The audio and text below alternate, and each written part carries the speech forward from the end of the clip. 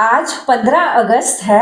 आप सबको स्वतंत्रता दिवस की बहुत बहुत बधाई हो। जीवन में आने वाले दुख, दर्द, पीड़ा से छुटकारा पाने के लिए सभी 9 ग्रहों के आसान उपायों की श्रृंखला के साथ अब हर रोज आपसे मुलाकात होगी। राम राम साथियों, मैं वीना कपिल ज्योतिष क्योरी चैनल पर आपका हार्दिक स्वागत करती हूँ। किसी भी ग्रह का उपाय करने से पहले कुछ सूत्र ध्यान में रखने चाहिए। प्रथम कि कुंडली में यदि ग्रह 1, 5 और 9 अर्थात कुंडली के त्रिकोण भावों का स्वामी हो। इसके अलावा ग्रह यदि अपनी उच्च राशि में बैठा हो या मित्र ग्रह की राशि में बैठा हो अथवा मित्र ग्रहों के साथ बैठा हो या अपने मूल त्रिकोण में बैठा हो, अपनी राशि में बैठा हो और कुंडली का कारक शुभ ग्रह हो, किंतु अंशों में या किसी और कारण से कमजोर हो रहा हो। यदि हमें अपने ग्रह को बलवान करना है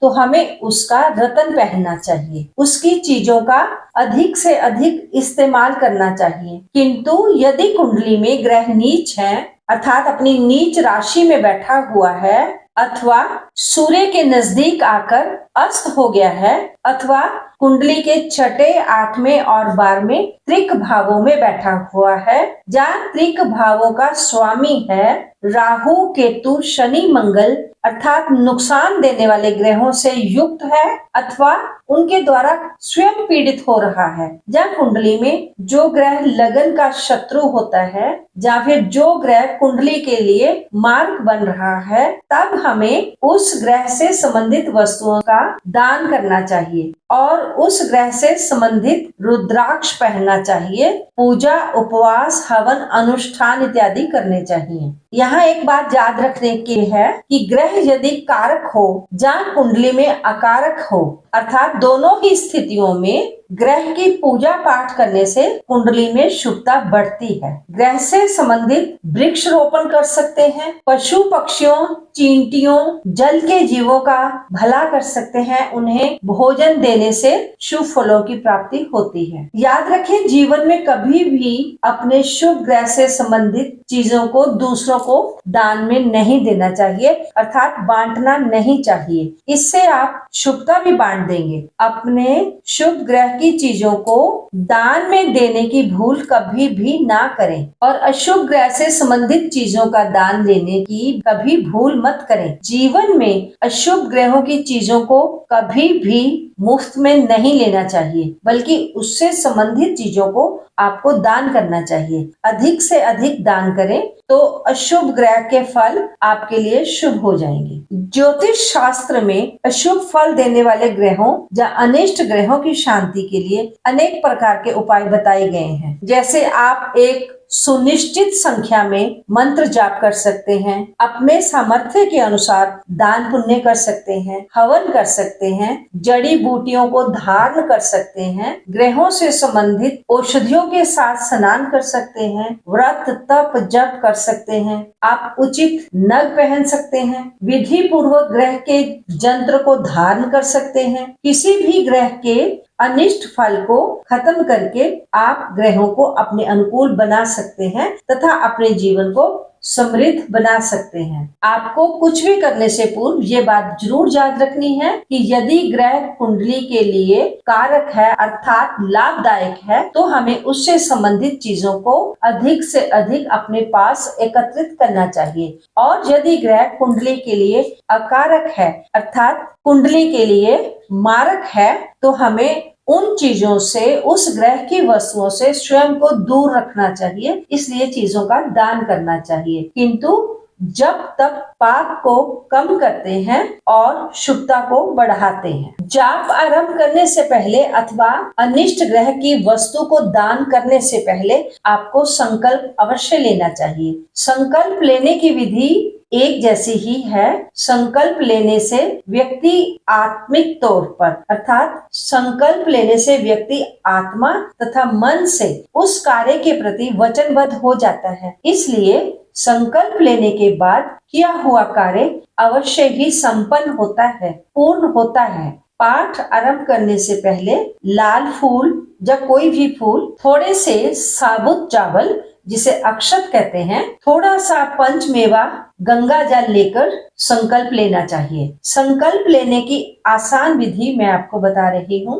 सर्वप्रथम आप अपने हाथ में थोड़ा सा जल ले लें, फिर अपने ऊपर छिड़के। इसके बाद भगवान का नाम लेकर भगवान विष्णु का या कृष्ण जी का ध्यान करते हुए आपने 3 बार 1-1 चम्मच जल का लेना है। पहला 1 चम्मच जल लेंगे तो बोलेंगे ओम केशवाय नमः, दूसरा चम्मच लेंगे तो ओम नारायणे नमः, और तीसरा चम्मच लेंगे तो कहेंगे ओम माधवाय नमः। इस तरह तीनों चम्मच बार बार भगवान का नाम लेते हुए उसका जल पी ले। फिर ओम हरिष्केशाय नमः बोलकर हाथ धो ले। अब फूल, चावल, मेवा, गंगा जल इत्यादि आप अपने दाहिने हाथ में रख लें, राइट हैंड में रख लें और संकल्प बोले। सबसे पहले आप अपना नाम बोले, फिर जिस स्थान पर है वहाँ का नाम बोले, प्रदेश का नाम, देश का नाम, आज कौन सा वार है, आज कौन सी तिथि है। अगर आप बोल पाए तो बोले, नहीं बोल पाए तो कोई बात नहीं। लेकिन आप अपनी लगन कुंडली के अनुसार जिस भाव में नीच का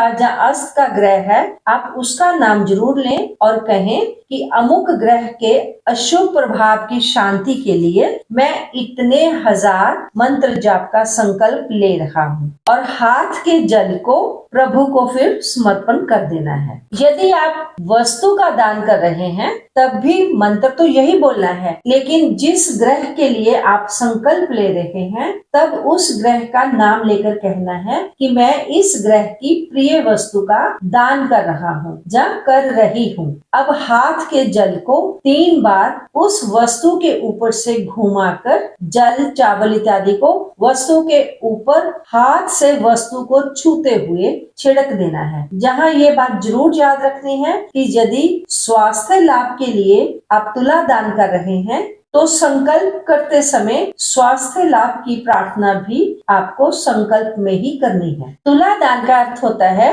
कि अपने वजन के बराबर उस ग्रह से संबंधित वस्तु या अनाज इत्यादि को का दान करना। यदि समस्या बहुत विकट है तो एक ही दिन में आपको वो दान कर देना चाहिए, अन्यथा अपने वजन के बराबर अनाज को आप 11 हिस्सों में बांट ले, फिर उस ग्रह से संबंधित वार वाले दिन उसमें से एक हिस्से को आप दान कर दे, अगले वार को फिर दूसरा हिस्सा दान कर दे। इस तरह कुल 11 वारों में सारे अनाज को बारी बारी दान कर दे।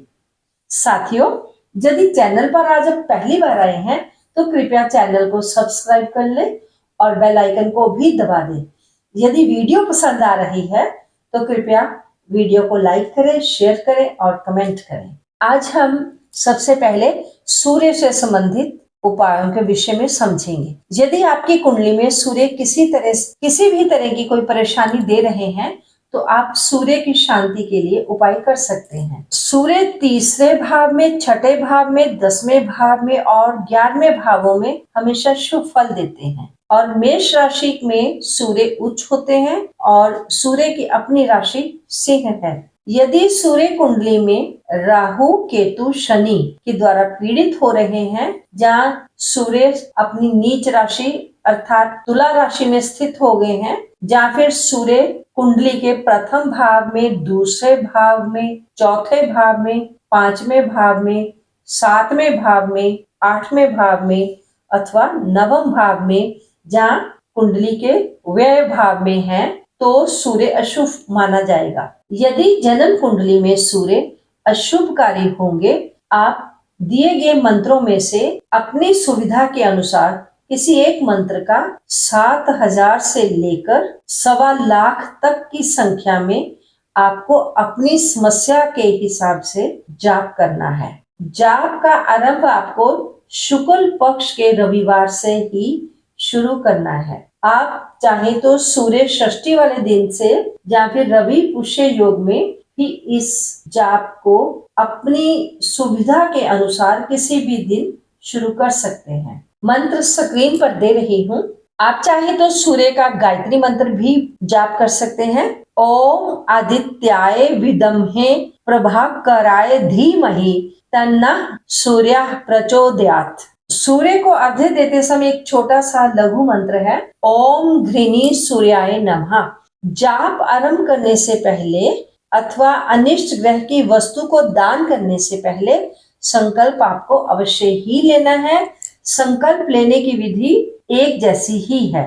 संकल्प लेने से व्यक्ति आत्मा तथा मन से उस कार्य के प्रति वचनबद्ध हो जाता है। इसलिए संकल्प लेने के बाद किया हुआ कार्य अवश्य ही संपन्न होता है।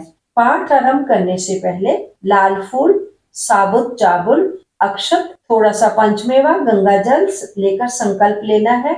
सूर्य से संबंधित कोई भी कार्य करना है तो सूर्य उदय के समय ही करना चाहिए। हवन करते समय मदार अर्थात आग की लकड़ी का प्रयोग करना चाहिए। सूर्य ग्रह से संबंधित वनस्पति मदार अर्थात जिसे आग बुलाते हैं, इसके अलावा आम का पेड़ भी आप लगा सकते हैं। किसी पर्वतीय क्षेत्र पर जाकर देवी माता का दर्शन करने से भी सूर्य ग्रह अच्छे हो जाते हैं। अपने वजन के बराबर गुड़ का दान कर सकते हैं। गुड़ एक ही बार में इकट्ठा दान कर दें अथवा उसे 11 हिस्सों में बांट लें। हर रविवार को एक हिस्सा दान करें। यदि किसी की खराब ग्रह दशा के कारण सेहत बहुत अधिक खराब हो रही है तो आपको तुला दान करने से 100% लाभ मिलेगा और 3 दिन के भीतर ही लाभ मिल जाएगा। हाँ, बाकी परेशानियों में पूर्ण लाभ होगा इस बात की गारंटी नहीं है, लेकिन लाभ अवश्य होगा। चाहे थोड़ा थोड़ा ही हो, चाहे धीरे धीरे ही हो, लाभ होगा। अब एक बात और याद रखना है कि दान में दिए जाने वाली चीजों को आप अपनी सामर्थ्य के अनुसार कम या ज्यादा भी कर सकते हैं। गेहूं का दान कर सकते हैं, तांबे का दान कर सकते हैं, गुड़ का दान कर सकते हैं, घी का दान कर सकते हैं। आप इनमें से किसी भी वस्तु को थोड़ा थोड़ा भी दान कर सकते हैं। हाँ, केवल अति विकट समस्या होने पर ही तुला दान किया जाता है, तब आपको अपने वजन के बराबर ही दान करना होता है। आप कमल का फूल, लाल चंदन, केसर, लाल वस्त्र, लाल फलों का दान भी कर सकते हैं। दान हमेशा अपनी सुविधा के अनुसार ही देना चाहिए। यदि आप में सामर्थ्य है तो आप माणिक्य दान कर सकते हैं, लाल गाय दान कर सकते हैं, आप चाहे तो सोने का दान भी कर सकते हैं। सूर्य का यदि बहुत ही अरिष्ट प्रभाव हो, शरीर में पित्त का प्रकोप बहुत बढ़ जाए, तब आपको औषधि स्नान करना चाहिए। आपको औषधि स्नान में 9 चीजों को लेना है, जिसमें प्रथम है मनःशिला, हरी इलायची, देवदारू, केसर, खस, लाल फूल, लाल चंदन, कनेर के फूल और नवम चीज है गंगा जल। इन सभी औषधियों को मिट्टी के बर्तन में भिगोकर 1-2 दिन पहले रख दें। उसके बाद उसे अच्छे से मसल कर कपड़ छान कर लें। अब उस पानी को शरीर पर अच्छी तरह से मल कर नहाएं। फिर उसके कुछ मिनट बाद आप स्वच्छ पानी से नहा सकते हैं। आप रविवार का व्रत रख सकते हैं। नमक से परहेज रखना होगा। 11 रविवार केवल दही और चावल का सेवन करें। सोने अथवा तांबे के चम्मच का खाना खाते समय प्रयोग करें। 11 रविवार तक रोज सुबह 20-25 मिनट के लिए सूर्य की धूप में अर्थात सूर्य स्नान करें। जिन जातकों का सूर्य नीच हो, उन्हें कार्तिक मास में कार्तिक महात्म्य का नित्य प्रतिपाठ करके तुलसी के पौधे पर दीपक प्रज्वलित करना चाहिए। प्रतिदिन तांबे के बर्तन में शुद्ध जल लेकर लाल चंदन मिलाकर सूर्य को अर्घ्य देना चाहिए और सूर्य स्तोत्र का पाठ भी करना शुभ होता है। आज के लिए बस इतना ही। कल फिर मिलती हूँ चंद्र के उपायों के साथ। तब तक आप अपना ध्यान रखें, स्वस्थ रहें, मस्त रहें, खुश रहें। ओम नमः शिवाय।